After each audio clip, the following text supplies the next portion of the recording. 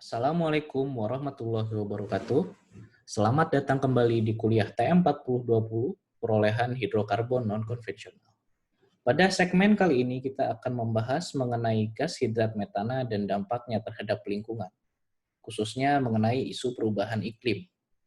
Mari kita mulai kuliah kita pada segmen kali ini.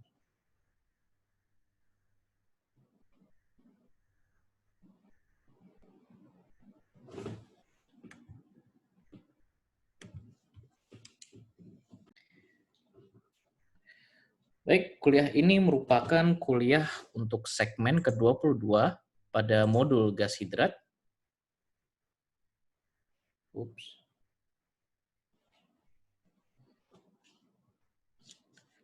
Nah, pertama sedikit pengantar mengenai apa saja sebenarnya pengaruh gas hidrat terhadap lingkungan. Yang pertama, adanya kemungkinan potensi metana di atmosfer akibat disosiasi gas hidrat. Nah, gas hidrat ini terdisosiasi dalam bentuk gelembung dari dasar laut, begitu. Ini bisa terjadi apabila misalkan temperatur air laut meningkat, gitu ya, sehingga gas hidrat ini dia terdisosiasi, atau sebenarnya masih ada semburan metana dari bawah laut yang dia tidak menjadi hidrat karena terjadi begitu cepat migrasinya sehingga masih berada dalam bentuk gelembung. Nah, tentu hal ini kita ingin hindari.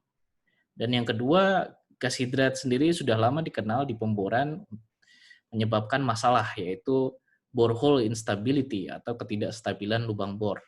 Karena jika terjadi hidrat di dalam sedimen ini dan kita melakukan pemboran, gas hidrat akan terdisosiasi dan menyebabkan perbesaran dari lubang sumur itu. Dan yang terakhir, ada kemungkinan terjadinya subsea landslides akibat jika misalkan terjadi aktivitas tektonik dan gas metan hidrat ini terekspos ke dalam laut dan menjadi tidak stabil, maka akan terjadi rilis dari metan hidrat yang itu kemungkinan bisa menyebabkan gempa. Begitu. Nah, akan tetapi di segmen kali ini kita akan fokus pada beberapa hal, khususnya kita akan membahas beberapa pertanyaan berikut. Yang pertama, bagaimana sebenarnya pengaruh gas metana terhadap perubahan iklim? Kemudian yang kedua, bagaimana andil dari gas hidrat metana itu sendiri dalam perubahan iklim? Dan yang terakhir, apakah ada solusi engineering yang bisa dilakukan? Gitu. Karena kita sebagai para engineer selalu berusaha memecahkan masalah. Nah, pertama, pengaruh metana terhadap perubahan iklim. Nah, metana sendiri sebenarnya adalah gas rumah kaca dan memiliki potensi global warming yang 21 kali lebih besar dari CO2 dengan basis massa yang sama. Bisa diperhatikan ya bahwa efek global warming ini sangat signifikan gitu ya, khususnya dalam jangka waktu yang singkat. Nah, kadar CH4 dalam atmosfer naik signifikan sejak era revolusi industri, dan hal ini ternyata berkorelasi kuat terhadap temperatur global. Nah, bisa kita lihat di sini adalah grafik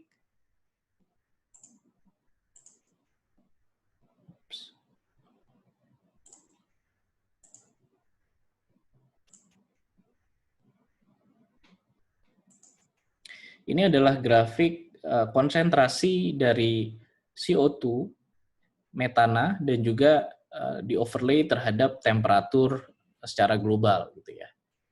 Ini diambil dari waktu 420.000 tahun yang lalu hingga sekarang sebarannya.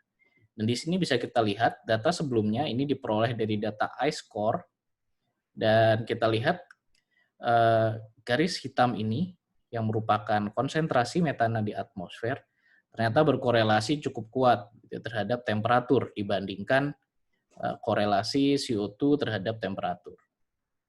Dan bisa kita lihat di era masa sekarang terdapat peningkatan kadar metan yang sangat signifikan di atmosfer, menjadi 1.830 ppb dari normalnya sebelumnya hanya sekitar 500, sehingga ini peningkatan yang hampir 3 kali lipat. Nah, tentunya hal ini akan sangat berbahaya bagi kelangsungan iklim kita ke depan. Nah, sebenarnya apa saja yang menjadi sumber metana itu di atmosfer? Sebenarnya terdapat dua sumber. Pertama adalah sumber natural atau sumber alamiah gitu ya yang di sebelah sini, Dan yang ada di sebelah sini sebenarnya adalah sumber antropogenik atau gas metana yang dihasilkan akibat aktivitas manusia. Nah, di sini hal yang menarik yang perlu dilihat adalah bahwa ternyata sumber metana antropogenik yang terbesar itu berasal dari peternakan, gitu ya. Ini berasal dari produk hewan dan juga kotoran hewan yang dihasilkan dari peternakan, menghasilkan emisi yang sangat besar.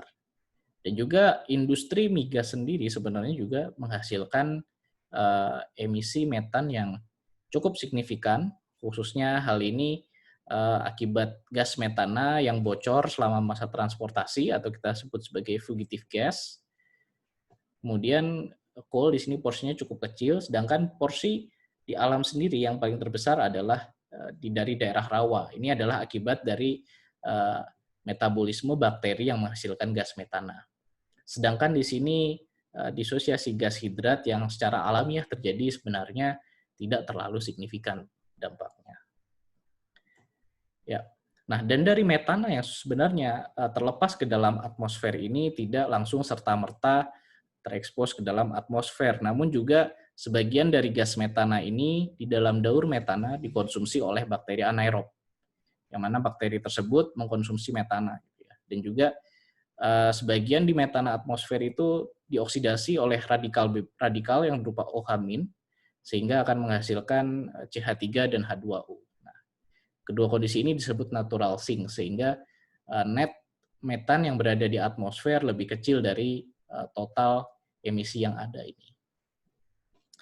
Nah, sebenarnya yang menjadi masalah adalah deposit gas hidrat yang berada di permafrost. Nah, ini adalah sebaran permafrost yang berada di daerah Arktik atau Kutub Utara. Nah, ini yang kita takutkan adalah akibat dari peningkatan muka air laut. Nah, ini bisa dilihat ya kondisi di masa lalu sebelum adanya efek dari global warming, dan kemudian setelah melelehnya es sehingga permukaan air laut naik di sini. Nah, ini bisa mendestabilisasi hidrat gitu ya, karena temperatur air laut di sini lebih hangat dibandingkan temperatur dari permukaan permafrost. Sehingga gas akan breakdown dan kemudian lepas ke atmosfer. Nah, ini kita bicara meskipun ini hanya sekitar 1% dari total hidrat yang ada di dunia, namun tetap secara volume besarnya sangat signifikan, yaitu sekitar 32 gigaton CH4. Nah, kemudian sebenarnya masih banyak perdebatan mengenai besarnya fenomena ini. Sebagian menyatakan bahwa periode ini berlangsung dalam skala waktu yang mencapai abad atau 1000 tahun, sehingga itu bukan masalah yang berada dalam waktu singkat.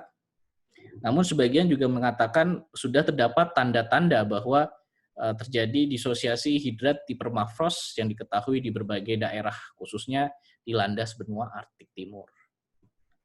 Nah, lalu apakah ada solusi ramah lingkungan untuk memproduksikan gas hidrat kalau begini caranya? Nah, ternyata ada satu mekanisme yang diusulkan, yaitu teknik produksi menggunakan gas exchange. Apa itu? Pada dasarnya, kita akan mencoba menginjeksikan CO2, dan ternyata CO2 tersebut dapat mendesak metana yang terjebak di dalam gas hidrat. Dan kemudian CO2 itu sendiri akan mengisi struktur klatrat yang ditinggalkan oleh metana, dan metana akan dapat terproduksi. Nah, ini adalah konsep yang diusulkan. Nah, kelebihannya hal ini akan meningkatkan produksi dari metana dan juga akan menjebak CO2 secara bersamaan gitu ya. Kita dapat double benefit gitu. Nah, secara konsep yang sustainable, kita berharap suatu saat kita bisa menghasilkan integrated power plant, yaitu kita memproduksikan metana dari natural gas hydrate, dan kemudian metana yang sudah dibakar tersebut, CO2-nya kita injeksikan kembali gitu ya, untuk memperoleh CH4 yang lebih besar, dan sekaligus emisi CO2 tersebut terjebak selamanya di dalam natural gas hidrat. Nah, mengenai ini akan kita bahas lebih lanjut pada segmen 26. Baik, mungkin itu untuk segmen kali ini. Ini adalah referensi yang bisa kalian akses, dan silakan jika ada diskusi. Dan sampai jumpa di segmen berikutnya. Terima kasih atas perhatiannya. Wassalamualaikum warahmatullahi wabarakatuh.